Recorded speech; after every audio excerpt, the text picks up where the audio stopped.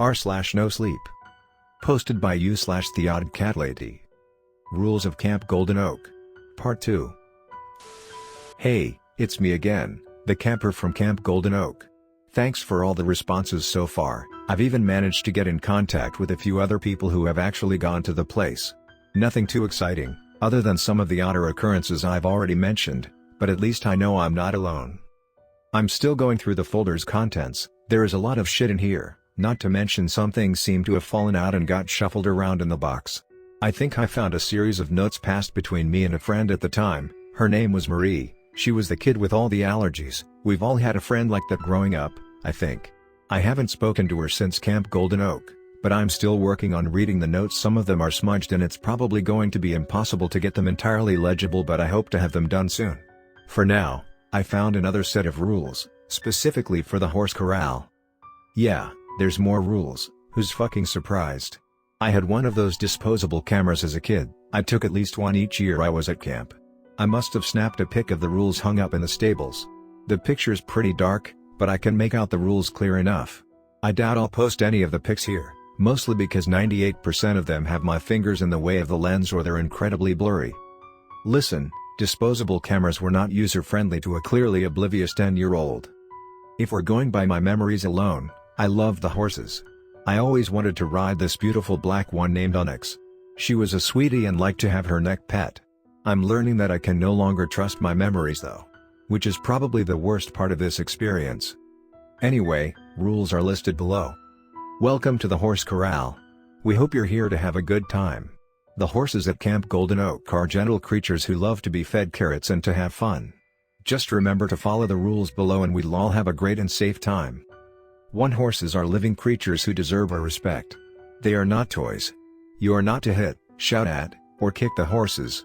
If you are caught abusing one of our horses, you will be sent back to your cabin for the rest of the day's activities and will be strictly reprimanded. If you are caught twice, you will be sent home. 2. There is no room to fool around in the stables or the corral.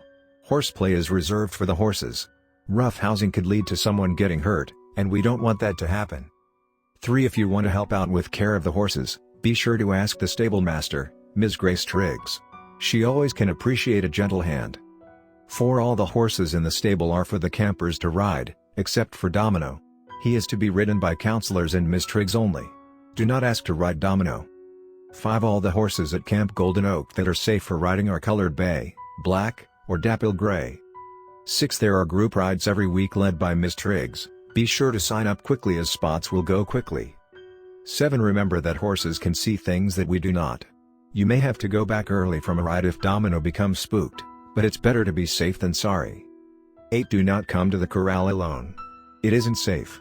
Be sure to go with your counselor or Ms. Triggs. They know how to keep you safe. 9. If you're about to go on a ride and you see a white or palomino horse approaching the group, do not approach this horse. This is not one of Golden Oak's horses. Leave them alone. 10. These horses can occasionally be spotted near the lake and the marsh. Again, do not approach them. They will wander off on their own sooner or later. 11. If you see Domino walking around the camp with no rider, do not be alarmed. He occasionally likes to open his stall door and go for a walk. He likes to make sure we're all safe. He'll be back for supper time. Please do not attempt to pet him or distract him from his duties. 12. If you see your friend trying to play with one of the white or palomino horses, call them back to you. They might tell you that they think it's okay, but these horses are not safe. Under no circumstances are you to climb on their backs or attempt to guide them by their reins, especially if they're near the lake or the marsh. It's better to just leave them alone rather than get hurt. 13. If you see a camper riding a white or palomino horse, yell as loud as you can. Get the attention of a counselor, chef, or Ms. Triggs immediately. They will handle the situation. 14. There may seem to be campers on occasion that seem to have control of these strange horses and are able to guide them. Take a closer look but do not approach. Does this camper resemble a lost camper? See your camp rules. If they're a lost camper, then immediately leave the area and tell your counselor. 15. If a lost camper attempts to approach you while riding one of these horses while you are alone, if you are near the stables, run inside and find Ms. Triggs. If you cannot find Ms. Triggs, get into Domino's stall. He might not be for you to ride but he will not hurt you. 16. If you want to give a horse a snack, ask Ms. Triggs for a carrot, an apple, or a sugar cube. The horses love a snack. Mr. and Mrs. Louis Bram. I was trying to organize the series of notes that were exchanged between me and Marie when the memory just hit me.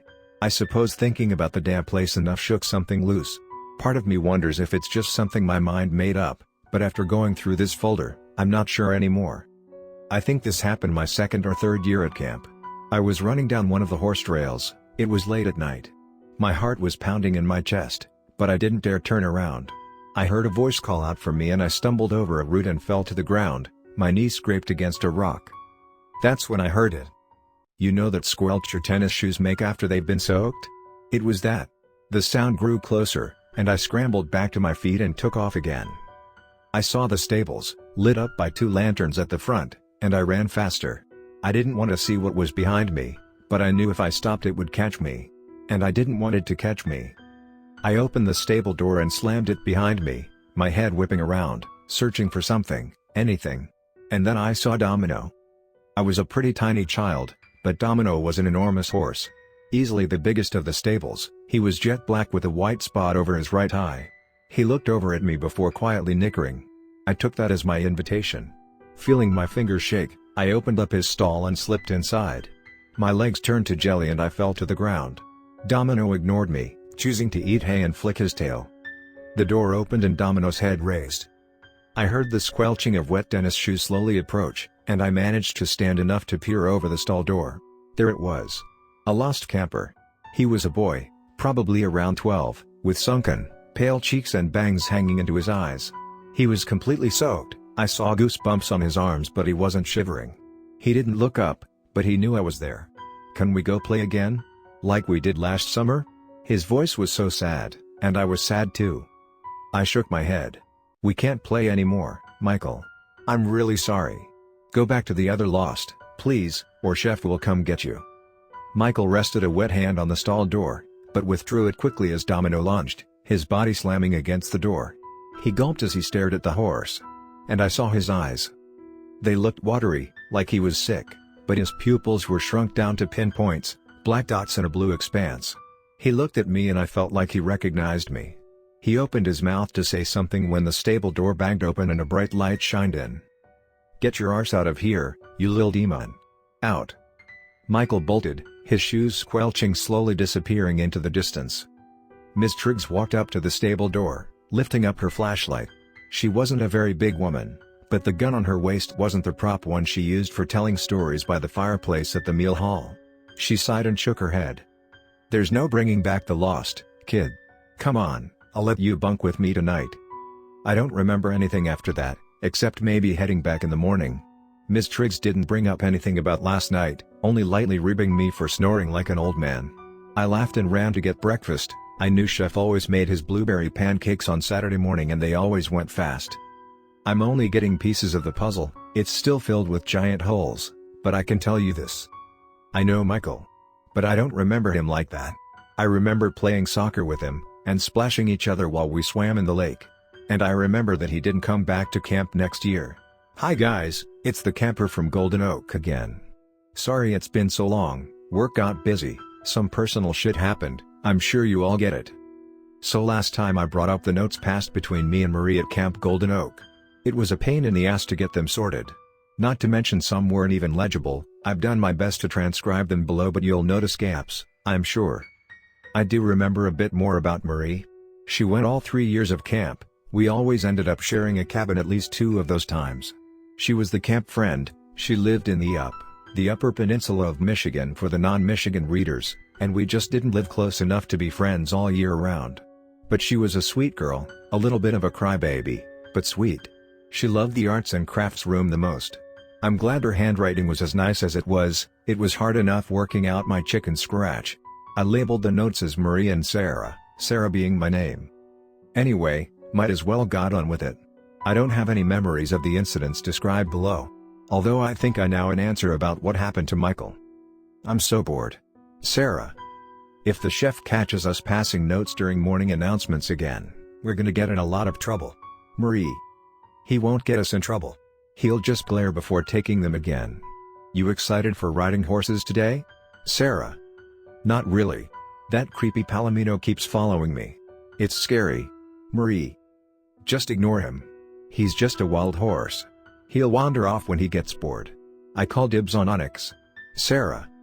What if Michael wants Onyx? Marie. Don't be stupid. Michael always picks Patch. And why would I care what horse Michael wants to pick anyway? Sarah. Sarah, you're not fooling anyone. Marie. I think I like Michael. Really like him. Sarah. Took you long enough. What you gonna do about it? Marie. I dunno. Probably just pretend I don't. Michael's nice, but he's also nice as a friend. Sarah. He is. You should totally hold hands with him at the bonfire on Saturday though. Marie. I might skip. Who cares about the Wild's God anyway? Sarah. Don't be like that. I think I actually heard the whispers last time. Marie. You did not. The Wild's God isn't real. Sarah. I mean, the Brams seem to think so, and so does Chef. Marie. Girls, note passing during night announcements isn't allowed. Unknown handwriting that's quite large and blocky, not either mine or Marie's. Well. That was embarrassing. At least Chef didn't confiscate our notes this time, Sarah. I think I saw a lost camper. Sarah. What? Is this why you were late to getting back to the cabin tonight? Marie. Yeah, Michael asked to see me by the bathrooms after lights out. But on the way back, I heard someone calling my name and I turned. It looked like a lost camper at least. A really pale and soaking wet kid wearing a camp shirt. I ran as fast as I could back, luckily the door wasn't locked or I would be in trouble. Sarah. You're not supposed to look back at them. Marie. I'm fine, Marie. I promise. Nothing bad happens by just looking. Sarah. So you didn't kiss Michael? Marie. Go to sleep or I'm hurling a pillow at your face. Sarah. That stupid Palomino followed me nearly back to camp this time. I feel sick. Marie. Ignore him.